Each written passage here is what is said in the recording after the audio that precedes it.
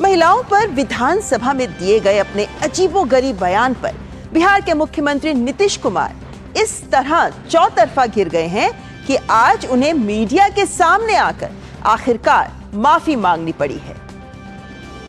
मैं माफी मांगता हूँ, मैं वापिस करता हूँ इन सब बातों का। अगर इसको हमने यूं ही कुछ बात कहा और उसको ले करके इतनी निंदा हो रही है, तो मैं भाई देखिए, अगर मेरी कोई बात कहना गलत था तो मैं इसके लिए माफी मांगता हूँ।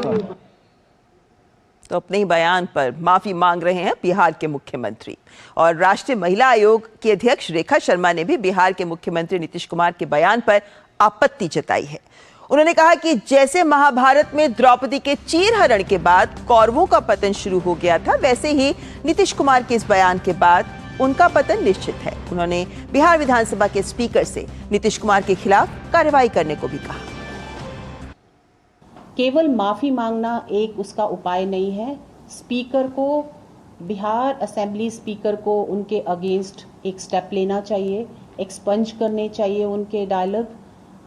हमें मालूम है कि एक कौरवों ने जब द्रौपदी को भरी सभा में एक बार बेइज्जत किया था तो उसका क्या रिजल्ट था।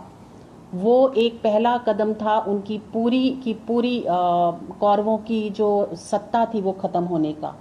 तो मुझे लगता है ये बिहार में पहला एक स्टेप है जो जिस तरह का उन्होंने ये गंदी अभद्र स्टेटमेंट दी है असेंबली में, उनका भी नाश निश्चित है। तो राष्ट्रीय महिला आयोग ने भी लिया इस मामले का संज्ञान। वहीं बिहार के मुख्यमंत्री नीतीश कुमार अपने इस विवादित बयान पर दरअसल घिरते नजर आ रहे हैं। केंद्रीय गृह राज्य मंत्री और भाजपा नेता नित्यानंद राय ने कहा है कि बेहद आपत्तिजनक है। नीतीश कुमार ने जिस प्रकार से महिलाओं को लेकर बयान दिया, ये अमर्यादित है। इसकी जितनी निंदा की जाए कम है। मानसिक संतुलन नीतीश जी खो दिए हैं। जिस प्रकार से महिलाओं को लेकर बयान दिए हैं, यह बिल्कुल अमर्यादित है। इसकी जितनी घोर निंदा की जाए वह कम होगा।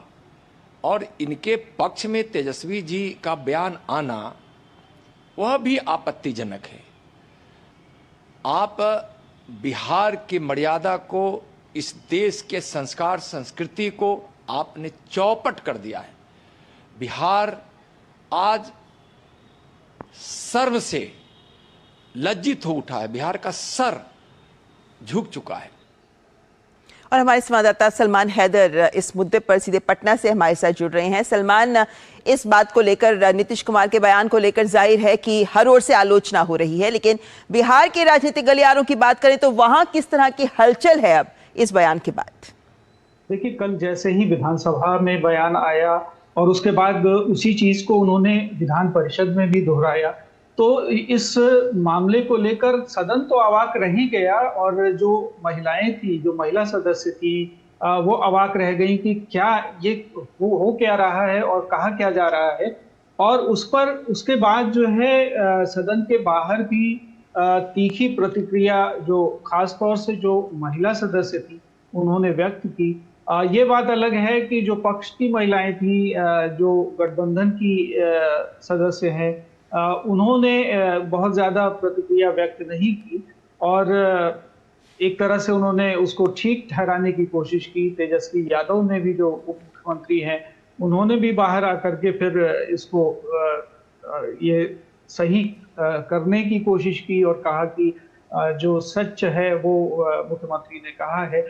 लेकिन इसमें ये लगता है कि मुख्यमंत्री ने जो कुछ भी कहा वो हालांकि वो बात प्रजनन दर की कर रहे थे, लेकिन इस तरह से एक्सप्लेन करना बिल्कुल ही अनावश्यक था जिस तरह से उन्होंने किया। और फिर सदन की मर्यादा का बिल्कुल ख्याल, अगर जजमेंटल ना भी हो तो भी ये अच्छी बात नहीं लगती है कि सदन में इस तरह से चीज़ें खोलकर रखी जाएं, जबकि इशारों में भी लोग समझ जाते हैं कि आप कहना क्या चाह रहे हैं। तो ये इस बात को लेकर कड़ी प्रतिक्रिया विपक्ष ने खासतौर से व्यक्त की है। और आज जब सदन चल रहा था तो विजय सिन्हा जो प्रतिपक्ष के नेता हैं, उन्होंने कहा कि ये मां जानकी की धरती है, महिला शक्ति की धरती है और इस तरह का बयान बिल्कुल भी शोभा नहीं देता है। नीतीश कुमार को तुरंत इस्तीफा देना चाहिए। तो ये सारी बातें कल से लेकर आज तक हुई और आज न सिर्फ सदन के बाहर प्रवेश। लेकिन सलमान, ये बताइए हमें कि जिस तरीके से हमने देखा कि रेखा शर्मा ने भी इस बात को कहा कि विधानसभा अध्यक्ष को भी कोई कार्रवाई की जानी चाहिए, क्योंकि जनप्रतिनिधियों से अपेक्षा होती है मर्यादा की, एक मर्यादित व्यवहार की और शब्दों की। उसके चलते जिस तरीके से राष्ट्रीय महिला आयोग की ओर से भी मांग की गई है, उसके चलते क्या लगता है आने वाले वक्त में ये मुद्दा क्या तूल पकड़ सकता है? और देखिए, विपक्ष तो अपनी पूरी कोशिश कर रहा है कि सदन के संज्ञान में, सदन के रिकॉर्ड में ये बातें आएं और इस पर कड़ी कार्रवाई करें। और वो आज विजय सिन्हा मांग भी कर रहे थे यही अध्यक्ष से सीधे सीधे कि आप मुख्यमंत्री पर कार्रवाई करें, और सीधे सीधे उन्होंने इस्तीफा भी मांगा नीतीश कुमार का। तो ये सारी बातें अभी चल रही हैं और आज जो है 2 बजे तक के लिए विधानसभा स्थगित की गई है। और देखते हैं अब सदन दोबारा शुरू होता है तो क्या मंजर रहता है, ये देखने वाली बात होगी। चलिए, बहुत बहुत शुक्रिया सलमान हैदर, पटना से सीधा ये जानकारी।